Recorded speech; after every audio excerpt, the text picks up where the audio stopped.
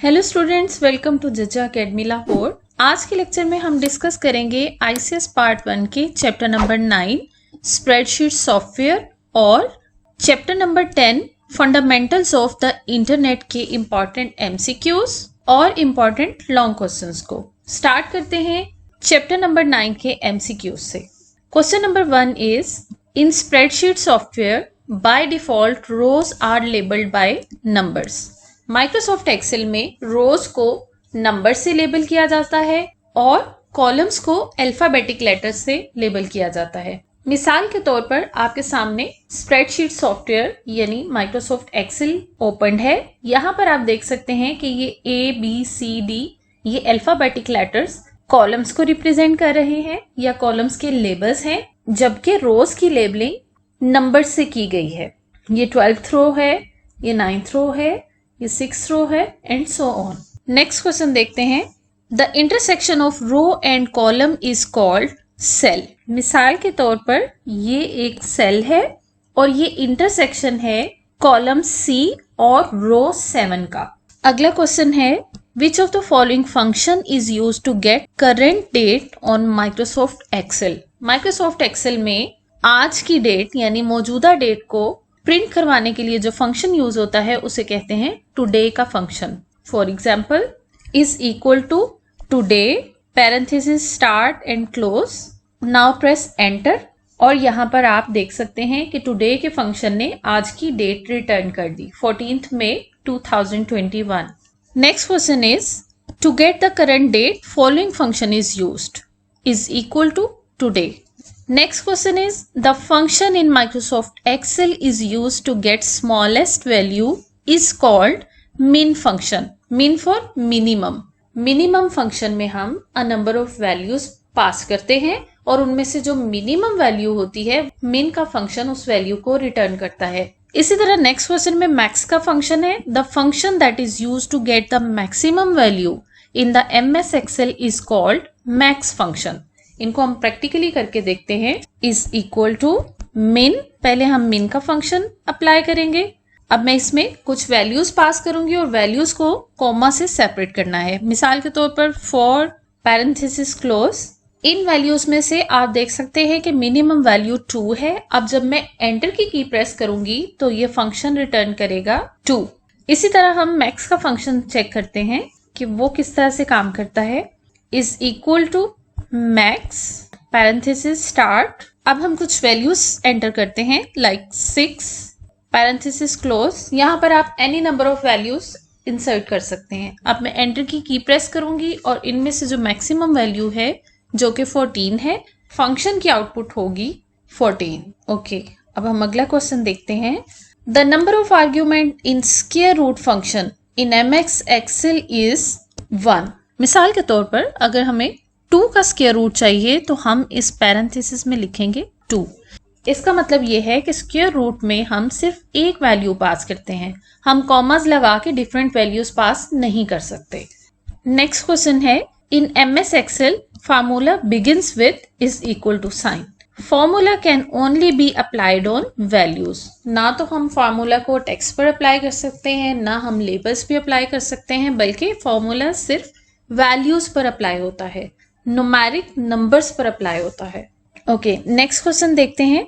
Which of the following is a correct cell address. क्योंकि column का address नहीं होता बल्कि सेल का एड्रेस होता है और हम जानते हैं कि सेल के एड्रेस को रो नंबर और कॉलम के लेबल के साथ रिप्रेजेंट किया जाता है, जिसमें पहले कॉलम का लेबल होता है और बाद में रो नंबर लिखा जाता है।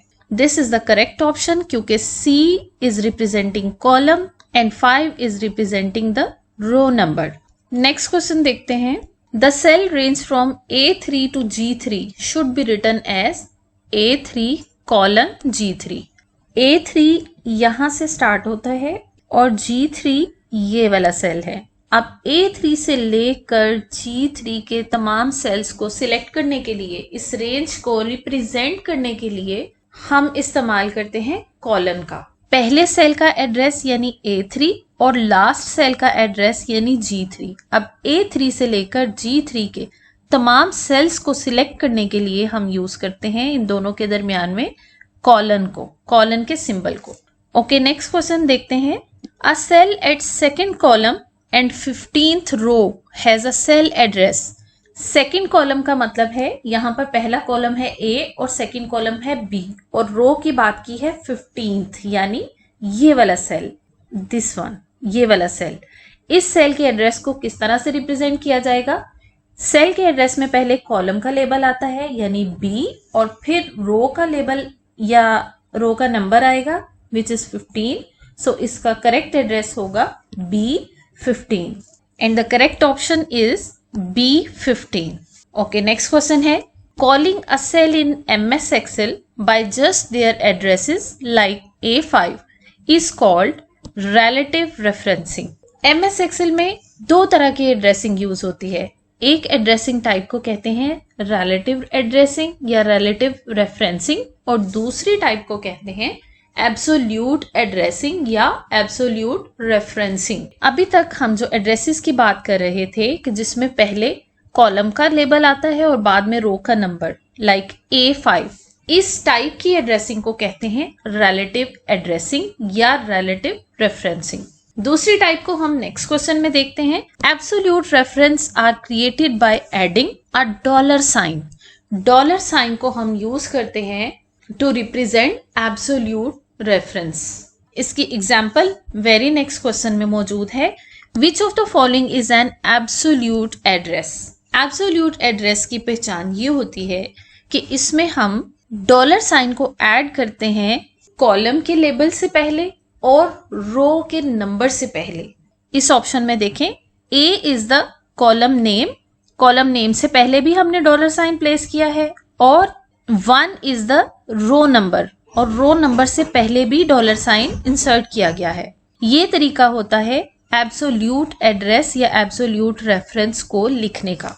रिलेटिव रेफरेंस और एब्सोल्यूट रेफरेंस में डिफरेंस और इनके बारे में मजीद जानने के लिए आप मेरे लेक्चर को व्यू कर सकते हैं, जिसका लिंक मैंने डिस्क्रिप्शन बॉक्स में प्रोवाइड किया है। क्वेश्चन नंबर 9 के इंपॉर्टेंट MCQs कंप्लीट हुए।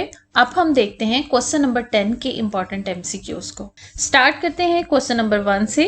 How many types of addressing schemes are? The answer is 2। Internet पर दो तरह की एड्रेसिंग स्कीम्स अवेलेबल हैं, IP एड्रेसिंग और DNS addressing. How many types of addressing schemes are used over the internet? Correct option is 2. Internet connects one computer to another by using IP address. IP addresses को use करते हुए हम दो computers को एक दूसरे के साथ कम्युनिकेट करवा सकते हैं, लॉजिकली एक दूसरे के साथ कनेक्ट करवा सकते हैं। नेक्स्ट क्वेश्चन है, a standard IP address is composed of 32 bits. 4 octets होते हैं एक IP एड्रेस में। Octet means 8 bits. So 4 octets का मतलब है 4 multiplied by 8 is equal to 32 bits. Next question is dash contains permanent IP address.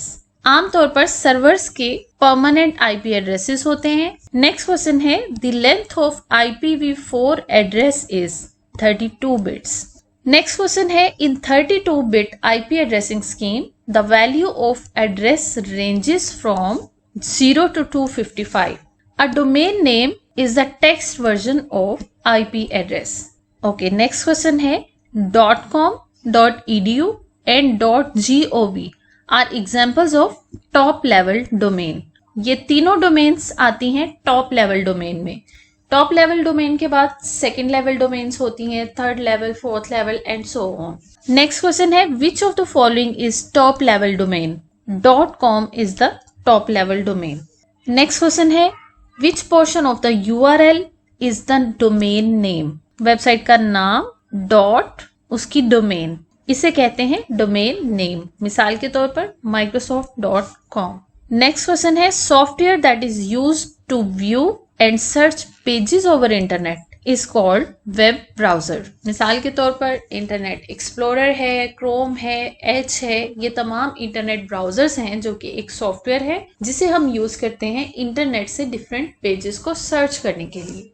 ये थे हमारे चैप्टर नंबर 10 के इंपॉर्टेंट MCQs। अब हम बात करते हैं चैप्टर नंबर 9 और चैप्टर नंबर 10 के इंपॉर्टेंट लॉन्ग क्वेश्चंस की। पेपर पेयरिंग स्कीम 2021 के अकॉर्डिंगली चैप्टर नंबर 9 से कोई लॉन्ग क्वेश्चन नहीं आएगा, लेकिन चैप्टर नंबर 10 से एक लॉन्ग क्वेश्चन आएगा जो कि पेपर का क्वेश्चन नंबर 9 होगा। अब हम देखते हैं कि चैप्टर नंबर 10 में से कौन से टॉपिक्स हैं जिन पर लॉन्ग क्वेश्चन बन सकता है। दो टॉपिक्स इंपॉर्टेंट हैं जिन पे लॉन्ग क्वेश्चन बन सकता है। नंबर 1 इज एड्रेसिंग स्कीम, जिसमें आईपी एड्रेसिंग और डीएनएस एड्रेसिंग है। आईपी एड्रेसिंग और डीएनएस एड्रेसिंग के दरमियान में डिफरेंस और इनकी तमाम डिटेल मेरे लेक्चर में मौजूद है, जिसका लिंक आपको डिस्क्रिप्शन बॉक्स में मौजूद चैप्टर वाइज लिंक्स में से मिल जाएगा। सेकेंड इंपॉर्टेंट टॉपिक है ईमेल का। ईमेल क्या होती है, ईमेल के क्या बेनिफिट्स हैं, ईमेल की क्या लिमिटेशंस हैं और ईमेल एड्रेस में कितने पार्ट्स होते हैं। Thank you for watching. For more computer science lectures and other informative videos, subscribe to my channel.